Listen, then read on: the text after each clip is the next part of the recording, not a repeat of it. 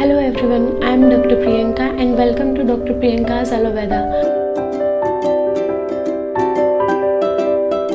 आज हम बात करने वाले हैं लिपिड्स के बारे में। लिपिड्स जिन्हें आप कोलेस्ट्रॉल, ट्राइग्लिसराइड, बैड कोलेस्ट्रॉल और गुड कोलेस्ट्रॉल के नाम से जानते हैं। लिपिड्स हमारे लिए क्यों इम्पोर्टेंट है और अगर ये अपने नॉर्मल अमाउंट से ज़्यादा हो जाए तो किस तरह से हमारे लिए हार्मफुल हो सकते हैं, आज हम इसके बारे में बात करेंगे। लिपिड्स का मतलब होता है फैट, जो कि हमारे शरीर में प्रेजेंट रहता है। राइट अमाउंट में फैट हमारे लिए बहुत हेल्पफुल है क्योंकि ये एनर्जी को स्टोर करके रखता है और ज़रूरत पड़ने पर हम इस एनर्जी को यूटिलाइज कर सकते हैं। लेकिन अगर ये अपने नॉर्मल अमाउंट से ज़्यादा हो जाए तो हाइपरटेंशन और हार्ट डिजीज जैसी प्रॉब्लम क्रिएट कर सकता है। कोलेस्ट्रॉल की नॉर्मल वैल्यू 100 to 200 के बीच में मानी जाती है। अगर 200 to 240 आ रही है तो ये बॉर्डर लाइन है और अगर मोर देन 240 है तो फिर ये वेरी हाई की कैटेगरी में है। ट्राइग्लिसराइड्स 150 तक नॉर्मल माने जाते हैं और अगर इससे ज़्यादा हो जाए तो बढ़ी हुई अवस्था में है। HDL जिसे आप गुड कोलेस्ट्रॉल के नाम से जानते हैं वो 35 to 60 के नियर अबाउट रहने चाहिए और LDL 85 to 130 के बीच में। आयुर्वेद में बढ़े हुए लिपिड्स को आम की श्रेणी में रखा गया है। आम एक संस्कृत का वर्ड है जिसका अर्थ होता है विष या जहर। हमारे शरीर में 3 प्रकार के दोष होते हैं, वात, पित्त, कफ, और 7 प्रकार की धातुएं होती है जिनसे शरीर बनता है। रस, रक्त, मांस, मेद, अस्थि, मज्जा और शुक्र।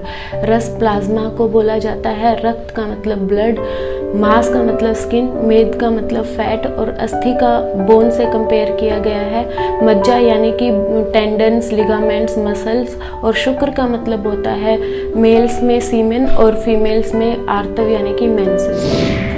हमारे शरीर में 80% बीमारियों के लिए आम ही रिस्पॉन्सिबल होता है। बढ़ा हुआ आम हमारे शरीर के तीनों प्रकार के दोषों के साथ मिलकर धातुओं को प्रकोपित करता है जिससे अलग अलग तरह की बीमारियां पैदा होती है।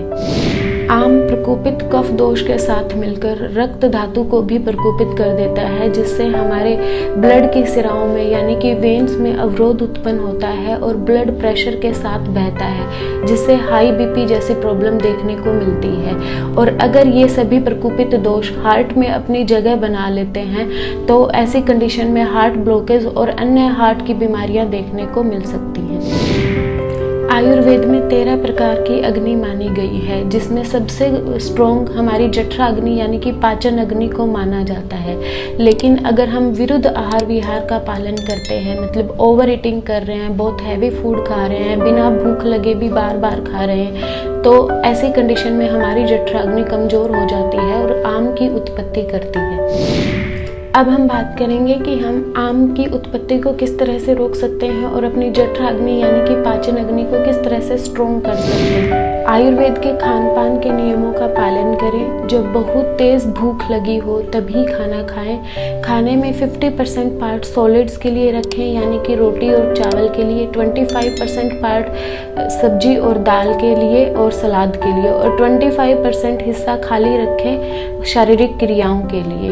और खाने में काली मिर्च, सेंधा नमक और अदरक जैसी चीज़ों का अधिक प्रयोग करें। अगर आप ऑयल या घी का इस्तेमाल करते हैं तो ऑयल में तिल का तेल सबसे बेस्ट रहता है और घी में गाय का घी, गाय का दूध और गाय का दही, मतलब डेयरी प्रोडक्ट्स जो भी है वो गाय के दूध से बने हुए हों क्योंकि गाय के दूध में HDL यानी कि गुड कोलेस्ट्रॉल होता है और LDL यानी कि बैड कोलेस्ट्रॉल बिल्कुल नहीं होता।